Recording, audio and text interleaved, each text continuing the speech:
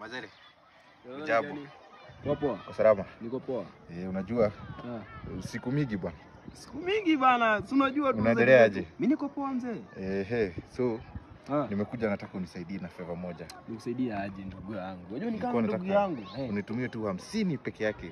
Kuna mahali nataka kwenda kufanya kitu, nimekosa shilingi 50 only. Ni hapo kwa pesa man, unajua pesa ndio inaunga tricky. Wewe nitumie tu. Nitakurudishia. Nipatie siku 3. Hiyo nitakuwa nimekurudishia. Siku 3 peke yake. Wala usiniweke sana. Siwezi siku 3. Si nimekwambia siku 3. 50. Niko na shughuli na naongezea nilipe rent na sasa nikutumie. Nitakutumia. Siku 3. Siku 3. Hadi huko.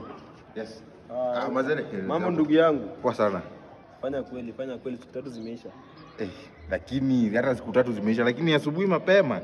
Unakuja kwa wenyewe asubuhi mapema ndio natoka nienda kazi. Siku 3 zimeisha mzee bana, fanya kweli. Si ungegoja, si nilikujia pesa yako siku ya kwanza saa 6 jioni. Si ungoje ifike saa 6 siku 3 ziishe ukujie pesa yako. Ni nini? Pesa yangu ukikuja kuniomba, ulikuwa unaongelea. Wewe huko sasa 50 ni pesa unampigia mtu kelele. Hiyo ni pesa hata anaweza kutumia 100. Ni nini unasumbua watu? Asubuhi mapema umekuja kwa nyumba yangu 50 bob ni pesa kuambia mtu. Sitaji nimekukopesha sio kuna kiburi ama nini? Wacha kunisumbua, acha hata nikutumie pesa yako. Yaani hata mtu hawezi kaa na amani.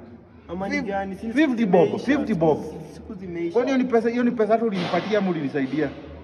Wacha hata nikuwekee 300 hiyo nikusaidie hiyo pesa. Unasumbua watu sana. Saa 1 asubuhi uko kwa mlango ya mtu unaitisha pesa.